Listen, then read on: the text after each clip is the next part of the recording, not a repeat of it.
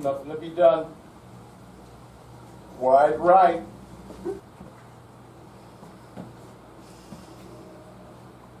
Fist bump? No.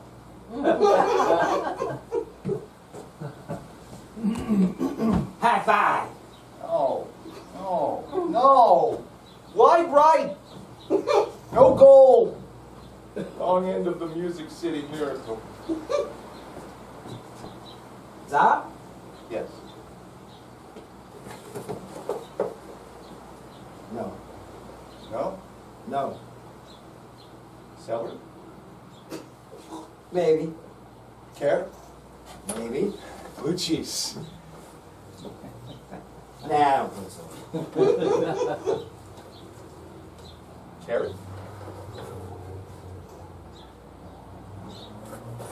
No. Celery? Yes. Yeah. Yeah, all right, celery.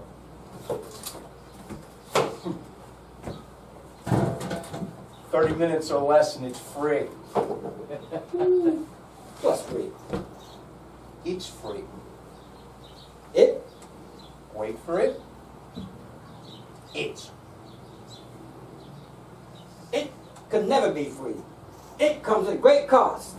The cup, the trophy, the bowl, Yeah, never we free. paid. We paid. I paid. Yesterday and today and tomorrow I paid. I've been waiting. Never free.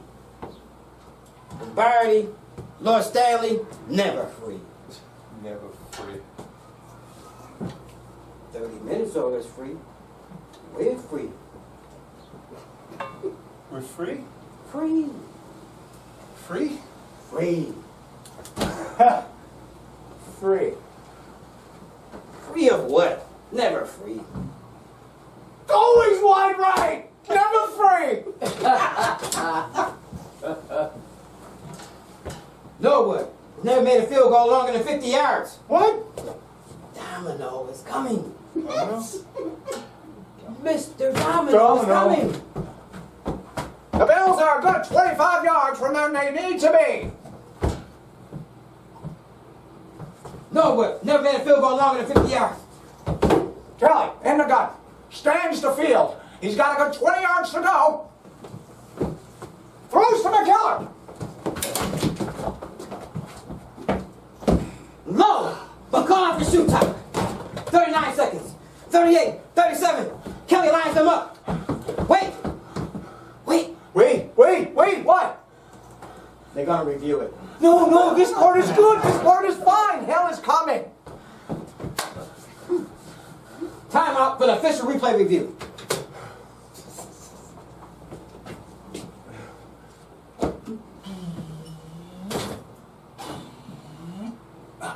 It hit his foot. Great catch. We have a catch. After official replay review, we have a completed catch. Second down. Yeah, I know. 29 seconds to go. Kelly lines him up. He hands off to Thomas. Thomas breaks it to the outside. Thurman Thomas gets the first down. Thurman Thomas takes it to the 30. No more. 30 minutes or it's free. We're free. They're almost in Norwood field goal range. No, it can't be stopped. It is and always was and forever shall be. World without end. Amen. He died for our sins. What sins? Our sins. A record 4 consecutive Super Bowl appearances. Consecutive appearances. 4. With the New England Patriots. Ah, don't say that name. Never be free as long as the team that can't be named exists. As long as Giselle Bundchen's husband breathes air. As long as the coach Bill Hoodie reigns. Rules apply. Yeah, rules apply. Not for the team that can't be named. Not for the Dark Lord Hoodie. I misinterpreted the rules. Misinterpreted the rules. Dark Lord Hoodie misinterpreted the rules.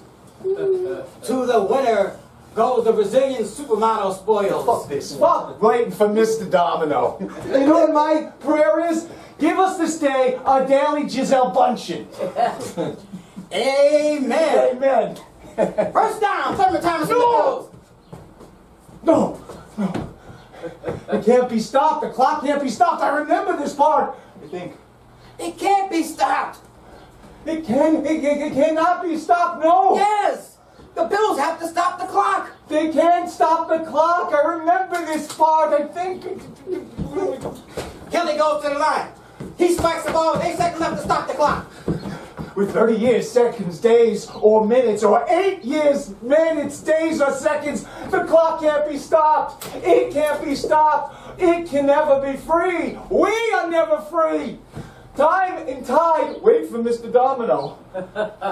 Norwood has never made a field goal long 50 yards. He attempts to kick the longest field goal ever on grass. 47 yards. Stop. 8 seconds left. Nothing to be done. The snap. The kick.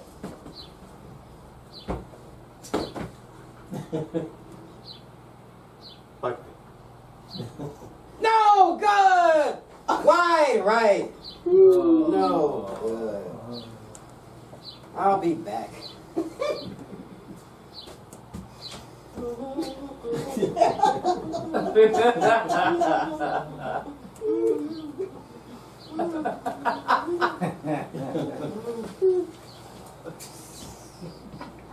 The Bills make me wanna shout. Shout. Throw your hands up and shout. Oh man, come on now. A little bit louder now. A little bit louder now. A little bit louder now. A little bit softer now. A little bit softer.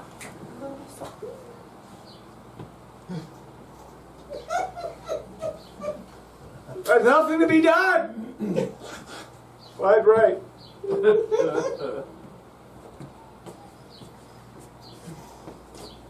Fist bump. No. High five.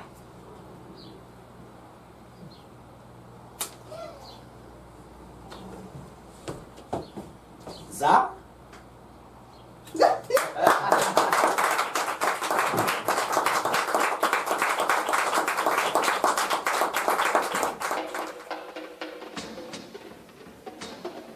I was hit by a rogue planet. I've got a headache. People shouldn't let their dogs stick their heads out car windows. Is that a siren I hear? I have ringing in my ears. Check me for damage. My left horn feels raggedy. Oh, it's chipped. We can fill it in with a little plastic wood.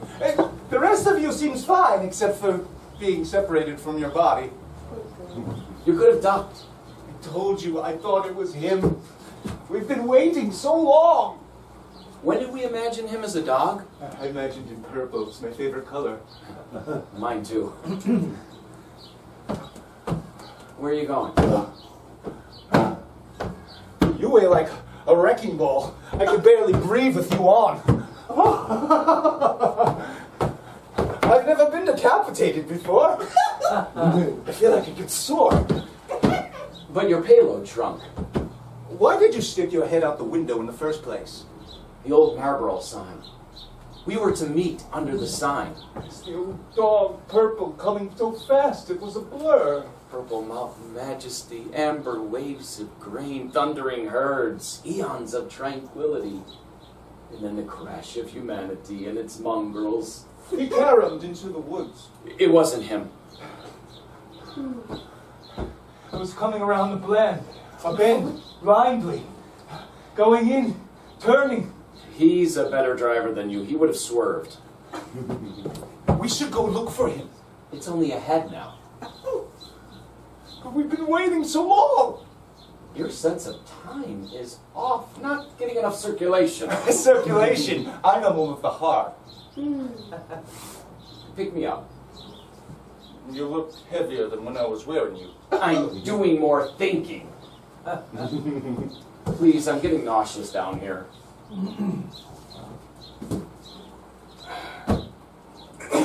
Whoa! Whoa. Whoa. Alas, poor Europe. You see out of both sides of your head. It's called monocular vision, but it's refracted to binocular vision through your optic nerves. When we're attached. I can see a panorama, almost 360 degrees. You want me to show you around? Look at all those brilliant people. Whoa, you're making me dizzy. When we collided, everything went black, except for me and the dog. Our heads floating harmlessly, bumping into each other.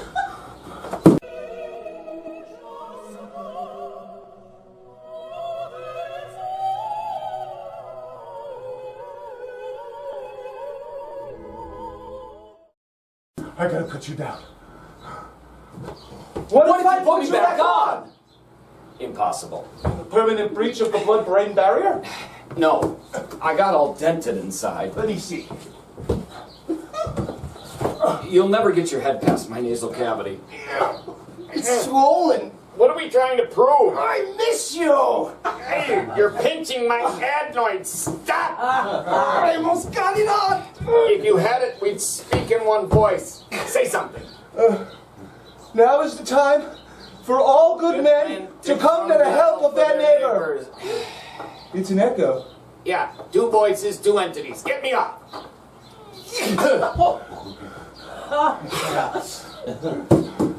I could never breathe properly with you on anyway. You never learned how to use your diaphragm. Well, you're a mouth breather. Did you knock me off of your shoulders on purpose and steer into that car? It killed a dog. You know how I feel about dogs. You steered right for it! I couldn't go right. There was a telephone pole, no shoulder. Why didn't you warn me? The sunset. Why didn't you slam on the brakes? I told you I thought it was him. So you steered to hit him? I was distracted. I got nervous and swerved toward the distraction. Did he try to swerve away from us? I told you it was an accident. I thought it was him. Maybe he was surprised to see us as we were to see him. You didn't just knock me off your block? It is an accident! I'll sit on your dresser and stare you down for the rest of your life. You won't get any sleep. I'll mount you on the wall like a trophy. Face me left. Why? The accident happened upstage. If he's still coming, then... You still believe in him. We wouldn't be us without him. When he comes, he'll come down the hill, and left is my best side. If a head ain't got a profile, it ain't got nothing.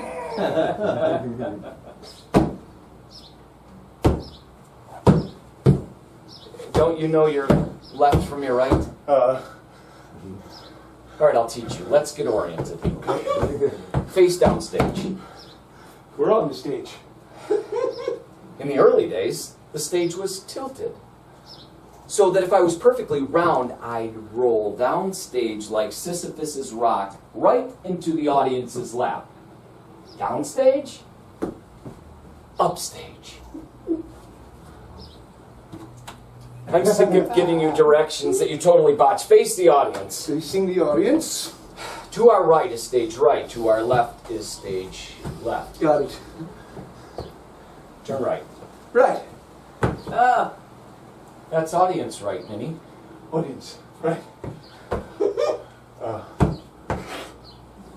Isn't this how I started? Not how we fucking started. Face me southeast. I want a nice 3/4 profile. Oh, God. No.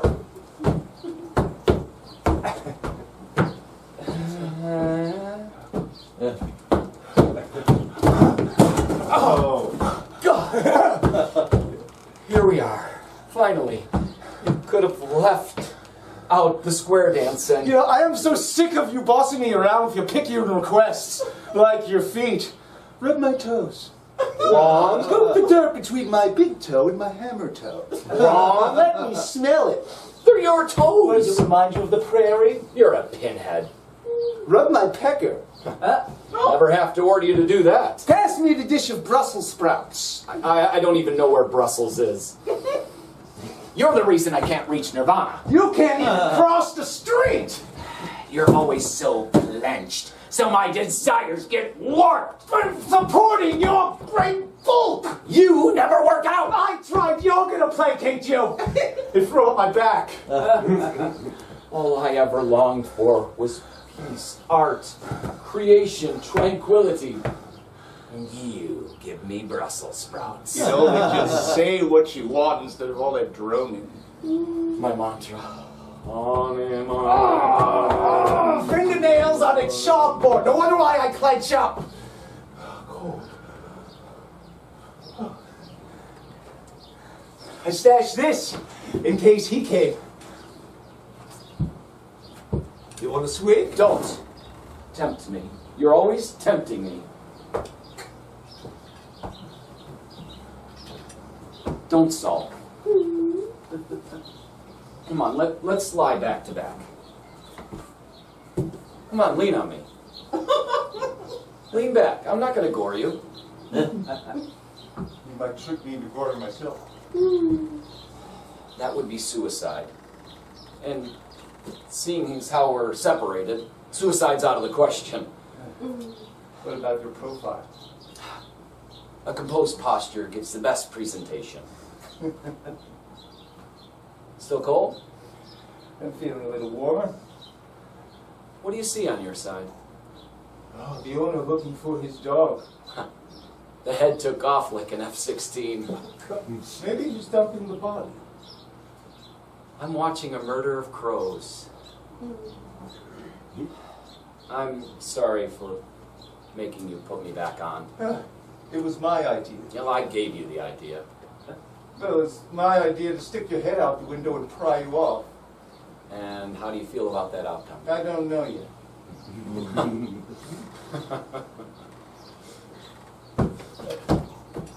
Hey! You don't think I have it in me to think of all this? To think all this up? Not the brains to do it? The courage? The ride round the bend? The purple dog? Everything? You're a lump, lying in the middle of the street, facing southeast. East-southeast. A lump! Hey! Yeah? What do we do now? The dog was your idea.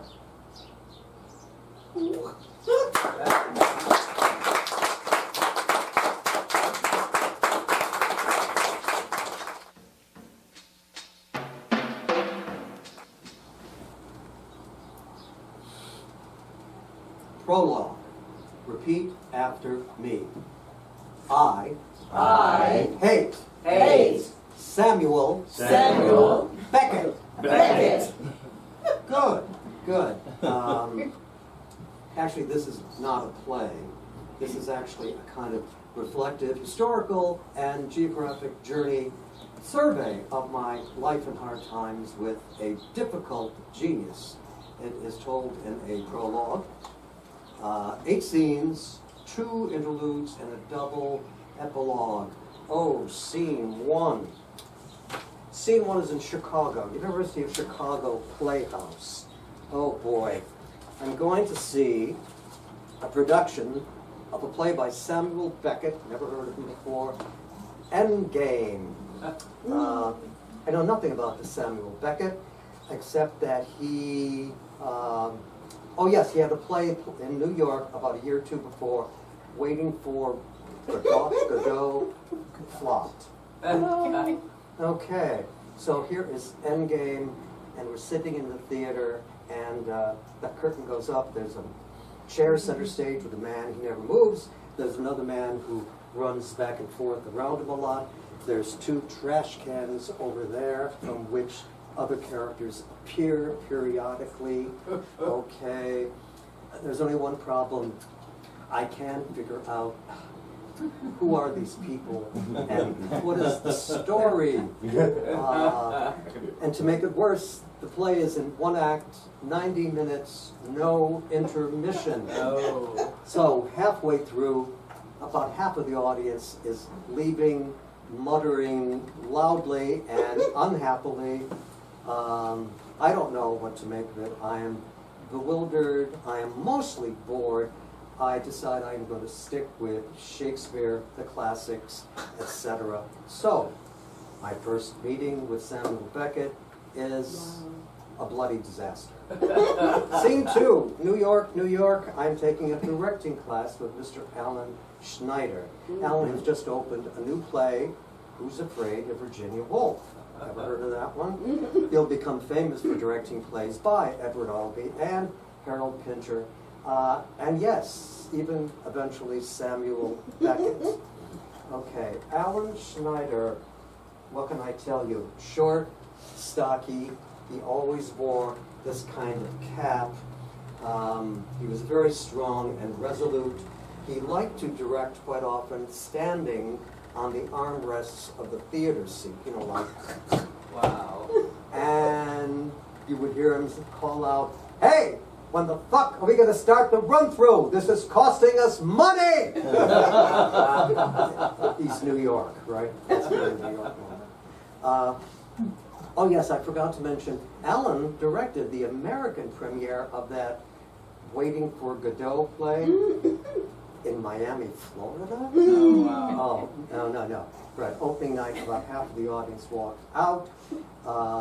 Big flop, Alan gets fired. The production is taken to New York with a new director.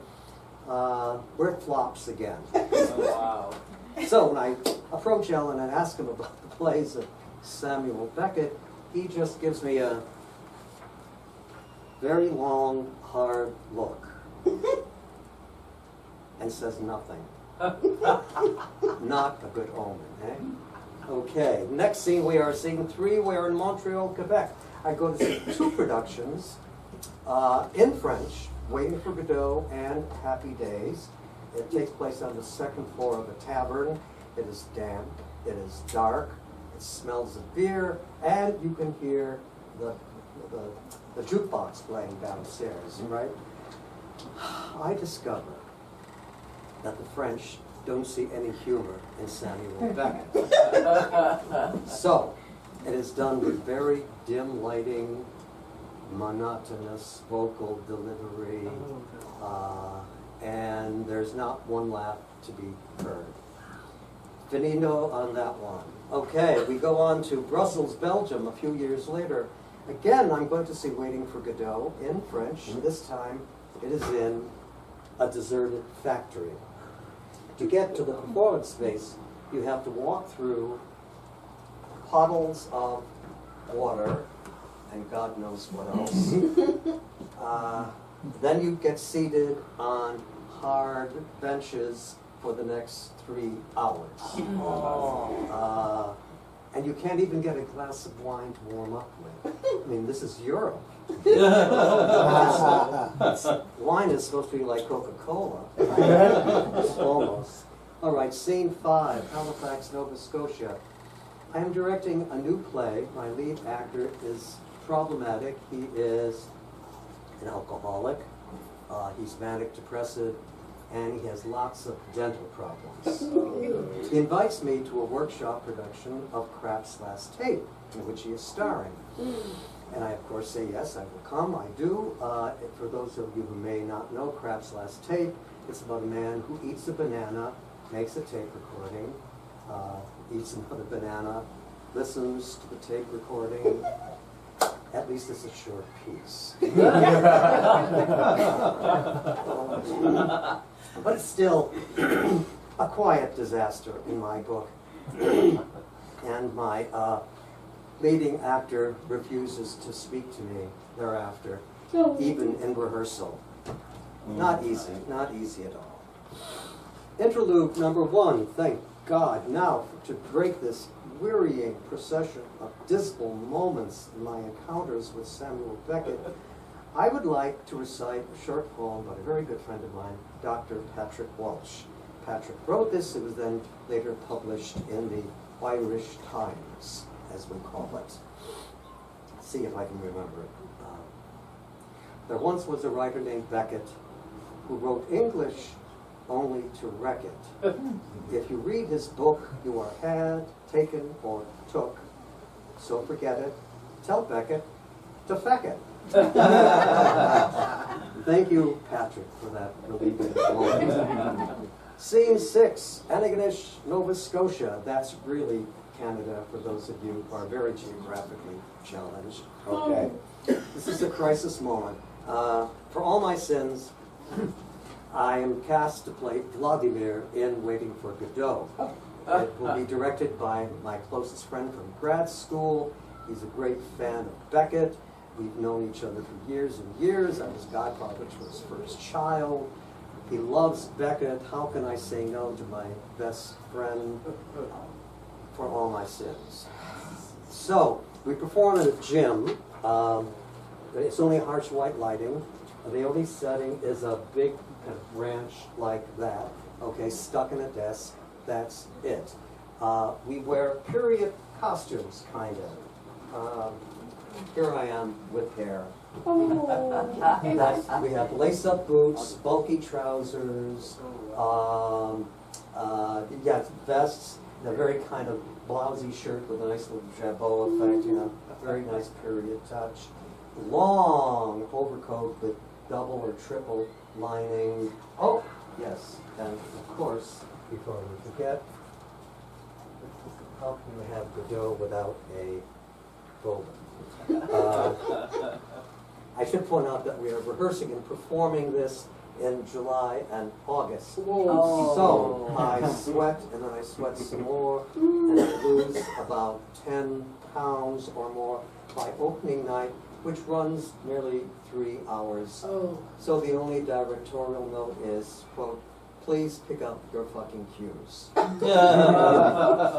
I go home and I drink half a bottle of scotch. Again.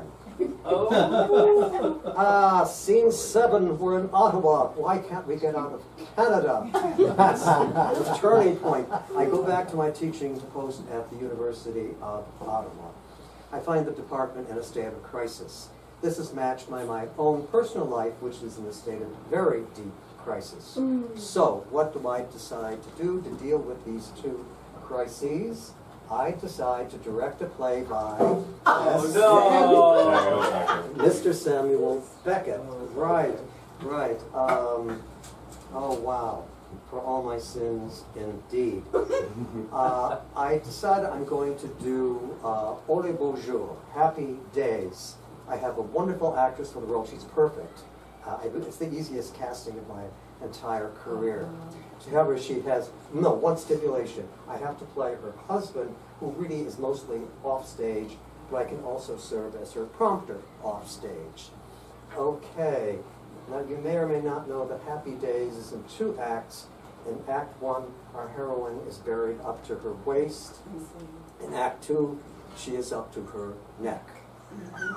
Okay. Not much blocking to worry about. Yes, indeed. Okay, so I spend most of the performance in a corner, very cramped corner, just off stage, okay, with the prompt book. She never needs a prompt, but there I am following the text. I am on the floor, which is very cold, on my stomach for nearly 2 hours. So when I crawl out after, I am half frozen, crippled, but my friends and even some of the critics say this is the best directing work I've done in Ottawa. Go figure. Thank you. All right. I go back to Ottawa after escaping it, thank Christ. I go back to direct a young new company in a production of Waiting for Godot. That the playwright played Vladimir a few years previously. I cast a young British actor as Vladimir. He's done a lot of work in British rep, very experienced, but I do tell him, Rob, sweetheart, Beckett is very dangerous material. Okay, just be warned. Thank you. And he just says, "Oh, no, no, thing to worry about. I have a mother there." Oh, no. 3 weeks later, he is in a state of desperation and despair. He can't sleep, he can't walk or talk practically. He's never had an experience like this in all his years of acting. And I tell him, well, sweetheart, didn't I tell you? Okay. Mercifully, the reviews are very good. And this is in Ottawa, where I received usually the worst directorial reviews of my whole bloody career. Okay. We are now at interlude number 2, which involves you. I passed out several cards at the beginning of the evening. Would you please look at them? And when I point you out, could you just read it loud and clear? These are all excerpts from plays by Beckett. I found myself using them again and again. I think we should all kind of share and absorb. Okay, gentlemen here. This is becoming really insignificant. Not enough. Good. That's how it is on this bitch of an earth. Oh, I say that one. Okay. I begin to weary of this motif. Yes, this is true. Virginia, yes? Another day done with. Not yet. Well, that applies to right now. You're right in the middle of it. Oh, yes. How time flies when one has fun. I'm not sure about that one. Okay, have I forgotten anyone? Oh, yes, madam, please. Nothing to be done. True. True. Okay, But then. we're all born mad, and Yes. some remain so. Oh, the best. We can't top that one. However, I do have a favorite Beckett line I use practically every day, which is, "But habit is a great deadener." As I sit at the computer trying to write. Okay, epilogue, finally. 2 stories. Number 1, Dublin, Ireland. Beckett is going for a walk in the countryside with a friend. Beautiful day, sun shining, flowers blooming, birds singing. Friend stops and says, "Oh, Sam, isn't it a lovely day?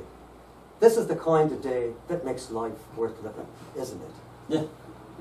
And Beckett thinks for a moment and then says, well, now, I wouldn't go as far as that.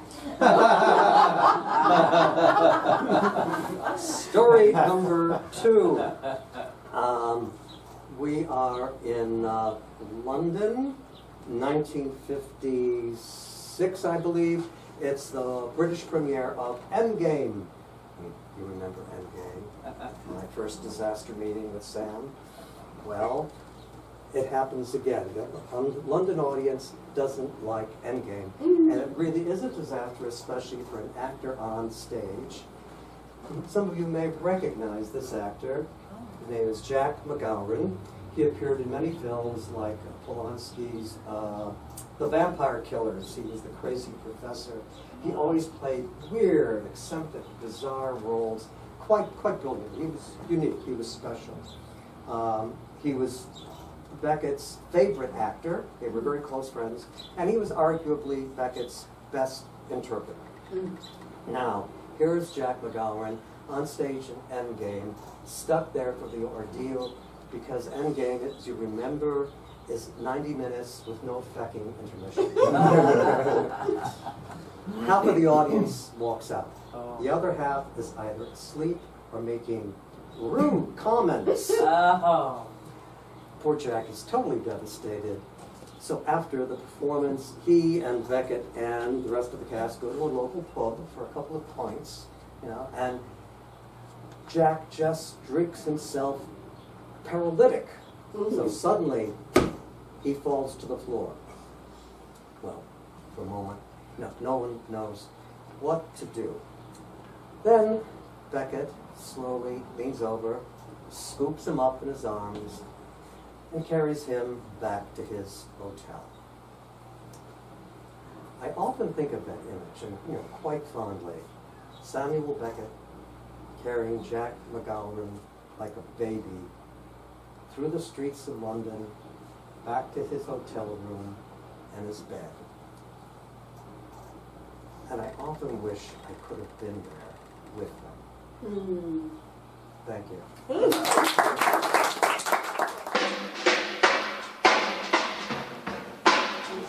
first time I went there with Okay, as far as being an older single person, pop up. you know, stuff like that. And it wasn't pop up for that. It was pop up for Hiya, Samuel! Hiya, Beckett. That's a cheap laugh. Oh, okay. You know. May I? Mind if I sit? Sure. Boy, he sure is a hang. Who is? Him, the one we're waiting for, dummy? Oh, he's such a pain in the... This word has been censored for family audiences. Damn, I keep forgetting about the censors. They're all around us. You can't get away from them. They're worse than critics. You gotta be... Luke, this word has been censored for family audiences. Okay, freaking? Is that alright with you? I warned you. They're all around us. They're worse than critics. Especially theater ones. Worse than a theater critic? I got some stories on something that will make you smell like garlic. I smell like garlic? No, it will. What will? The stories I have. You got stories? I got lots of stories. Can you tell me one? No. Why not? Because. Because why? Because I'm just wasting time. Wasting time? Yeah. This is an absurdist play. And I'm just doing this back and forth conversation thing. Kind of like in a mammoth play to make the play seem longer. Damn, you're right. It does seem longer. I feel like I should curse or go to lunch. Hey, you want to tell me to go to lunch? No! We're supposed to be making a mockery out of this play. One play at a time. I hate that guy. Oh, me too. Yeah, you said a mouthful, sister. Your sister has a mouthful? How'd you get that one past me? Get out of here. You still having foot issues? My shoe won't come off. When is the last time you took off your shoes? It was with your mom. Oh, now that was funny. It wasn't that funny. Hey, it's not my mom. Who is that guy? The producer's neighbor. His neighbor. He does it for comps. And loving it. When is the last time you took off your shoes? Look, you never your mind about my shoes. I'm concerned about your feet. You never your mind about my feet. Maybe I just took off one of your shoes. Look at this. Look at this. Did you look at this? Crap. Crap. Crap. Oh, crap. It's crap? No, the word crap is on every page, Beckett. So, every single page of this script has the word crap on it, Beckett. That's a lot of crap, Samuel. I know, Beckett.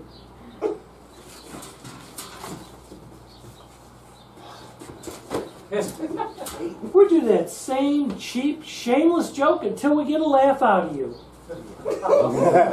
Hey, what's with that ugly bush? Ha! A perfect straight line if I ever heard one. I hate him. No, it's not a bush. It's a tree.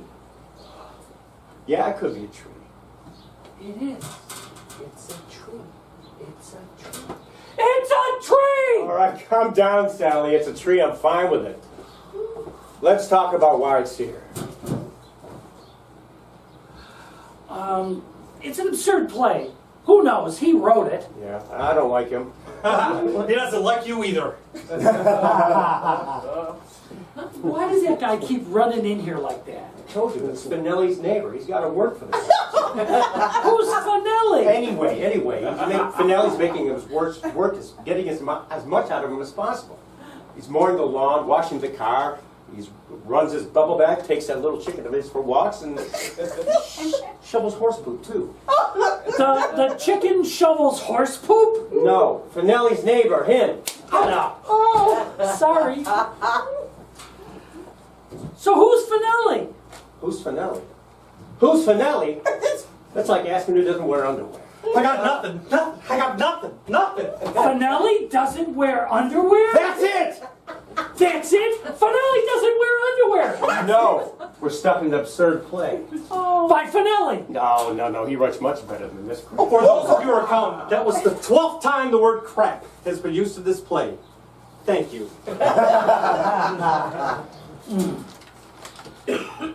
So are your feet still bothering you? You know, Fanelli's producing this?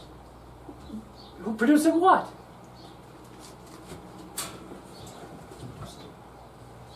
Lloyd? Keep it clean. Keep it clean. Seriously. It's getting out of hand. Seriously, Lloyd?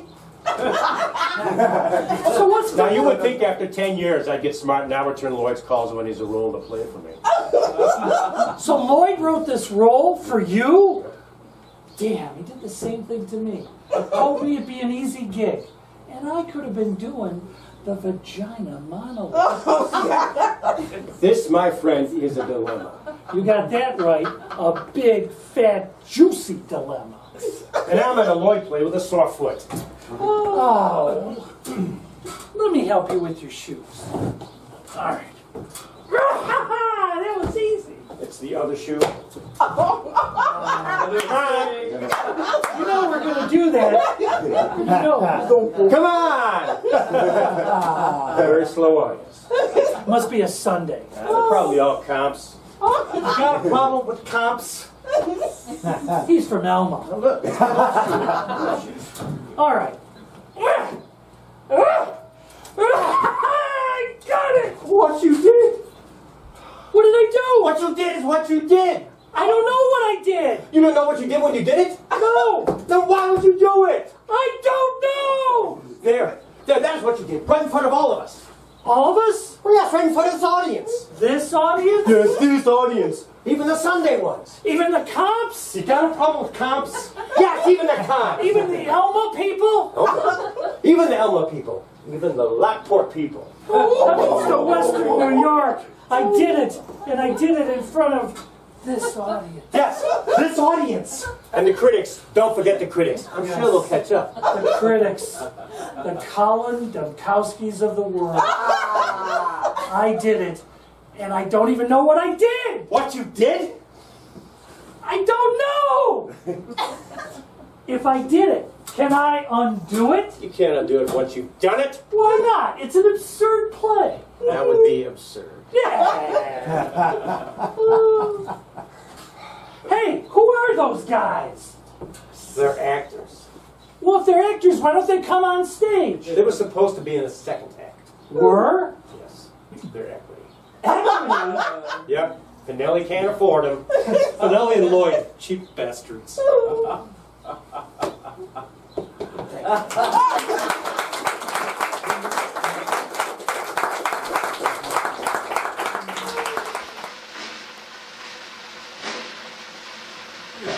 Again, welcome. You are here, and I am here, to the extent that I am, and I have been here, to the extent that I have been anything. Am I? I am! I am called Zhdun, though that is not my name.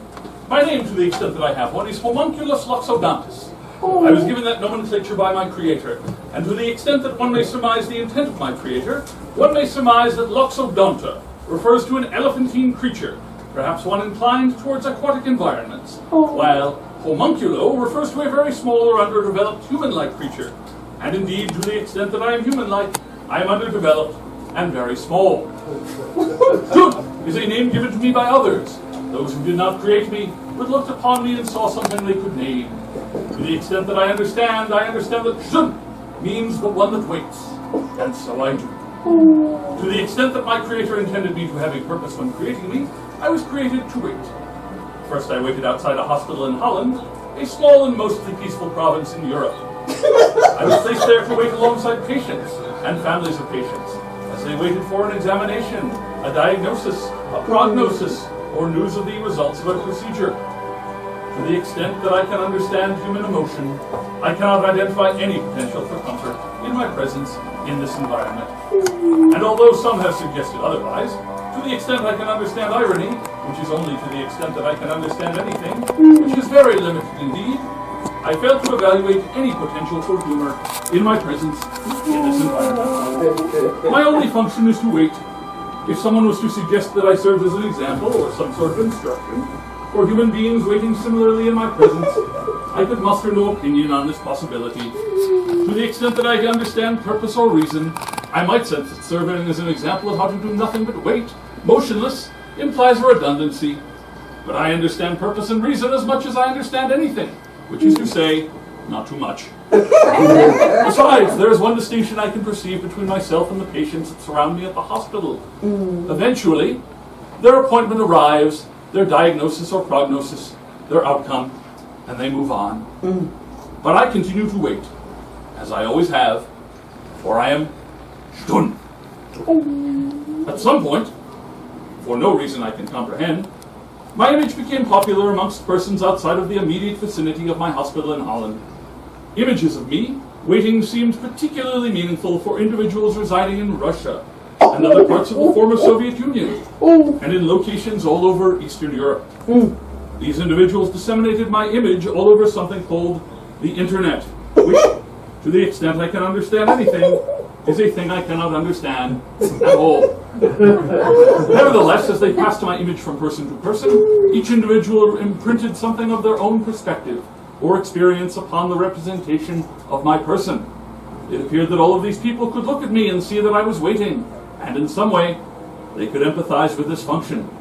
Don't ask me what it is about me that resonated with those of a Russian or otherwise Eastern European background. I assure you, I would fail to draw any correlation between my personal, perennial immobility and 100 years of geopolitical and cultural history. The joyous, hopeful chaos of revolution, the panic of displacement, inhuman poverty, debilitating hunger, frozen terror in a freezing terrain, grueling attrition, alienating schism, paralytic suspicion, and anthropophagic treachery. Briefly, then, hope! Again, more hope! Then further, relentless corruption, profligate injustice, and crushing despair, beyond a horizon that any physician could prognosticate. Not that I am capable of contemplating any of those conditions. For me, those are just words. I cannot empathize. I can only wait. To revolve is to move, and all I have ever known is stasis. It's a lot of work already, remaining perfectly still, perfectly immobile, remaining unmoved. Gradually, my image has come to be recognized all over the world. My image, and my circumstances, seem to have relevance for human-like beings even outside of Europe.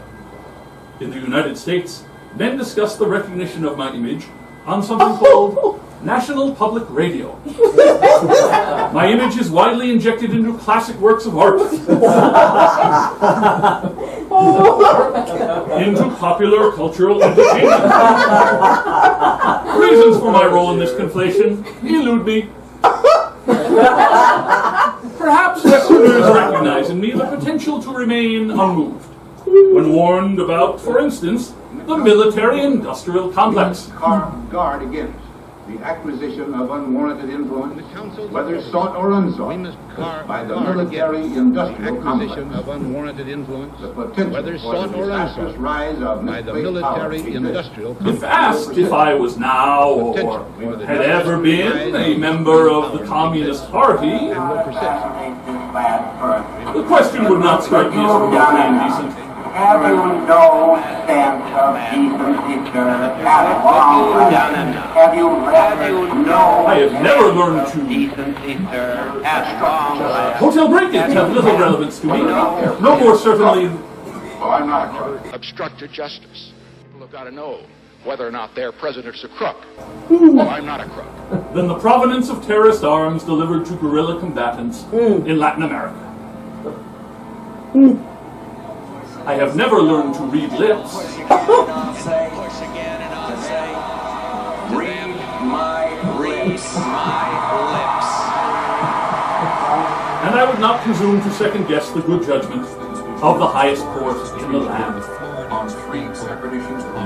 In your mind, first of all, the Supreme Court of the United States has reversed the orders of the Florida There Supreme must Court. be someone more qualified than I to manage the complex reasoning necessary to navigate this world. There are no knowns. There are things we know we know.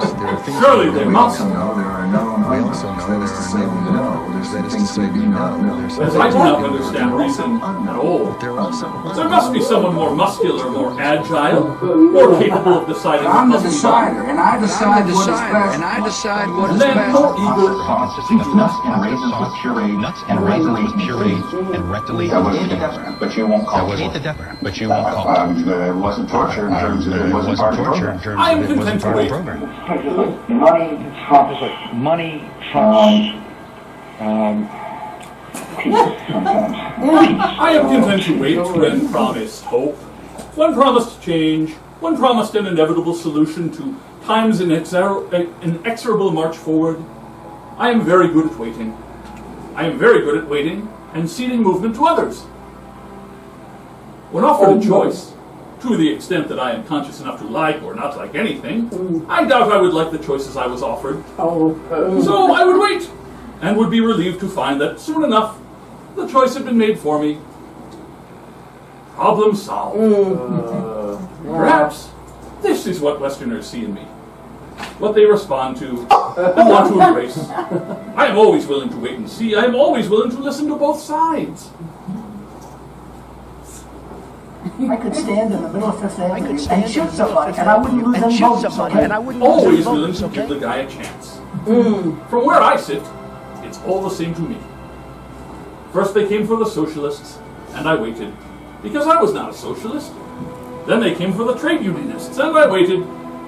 Then the Jews, the gays, the Muslims and the Hispanics, the Branch Davidians, the black motorists, the academics, the physicians, the gun owners, the pizza parlors, the preschoolers, the Republican congressional ball players, and the witches.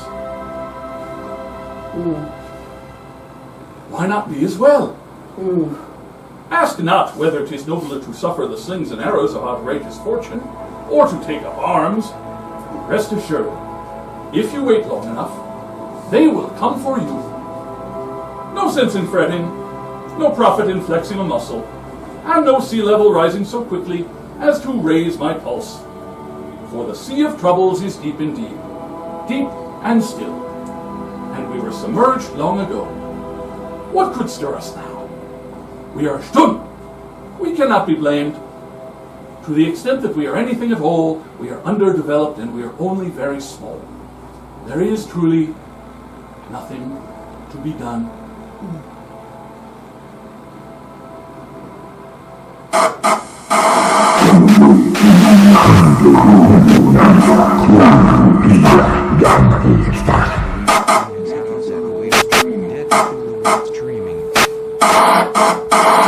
I'm sorry, I don't know why I said that. That was a mistake.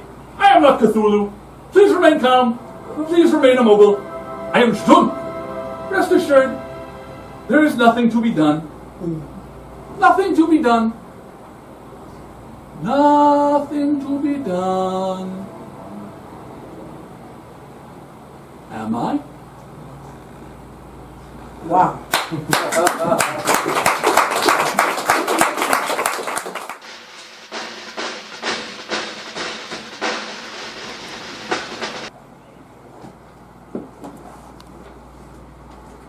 Look at them, Esther.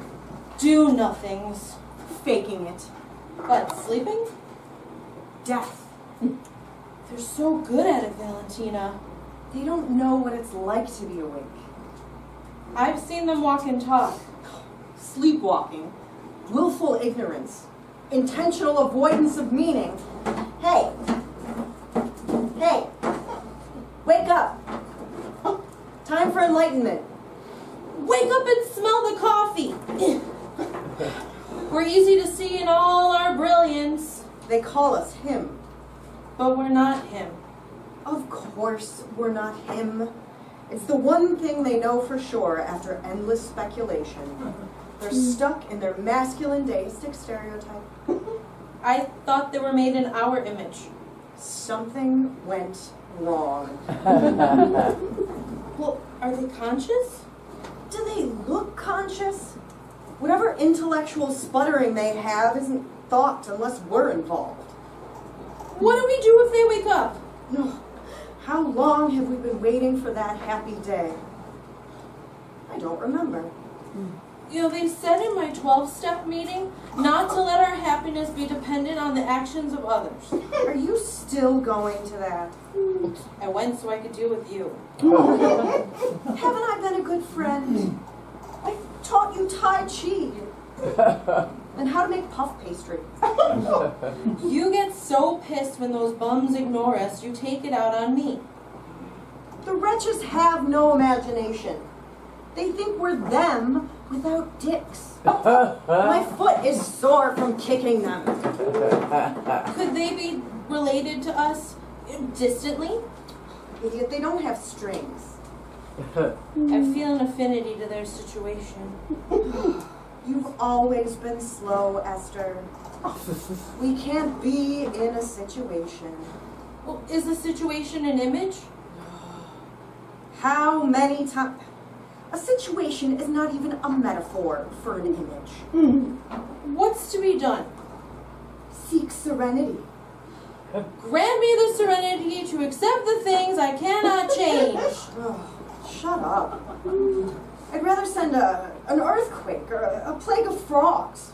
We did that. What happened? Snoozer. They didn't see us? Adamantly not. So there's nothing to be done. I haven't finished the steps. Find another program. Get them to a program. 12 steps to admitting the obvious. Well, we still have each other. We don't have each other if we don't have them. That's the problem. Well, could we get rid of them? You know, close our eyes and just... Programs are wasted on dimwits. They have each other. Il n'existe pas. I always wanted to speak French. You have enough trouble with metaphysics. Well, they have each other, but they don't have us.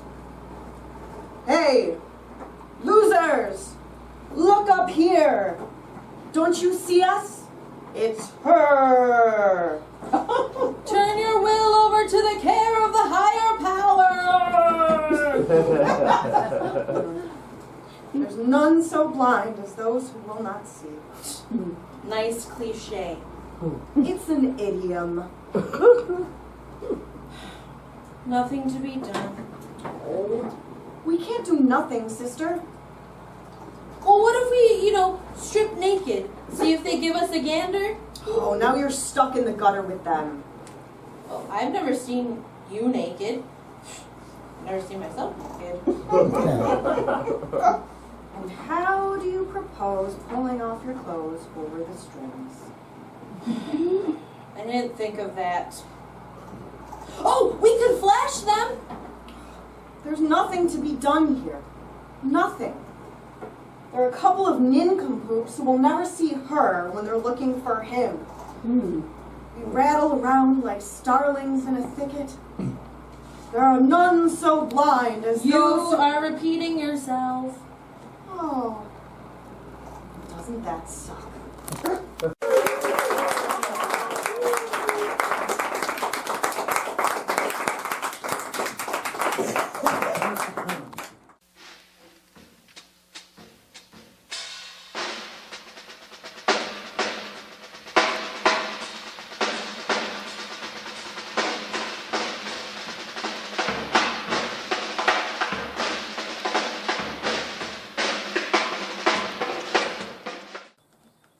There's nothing to be done here.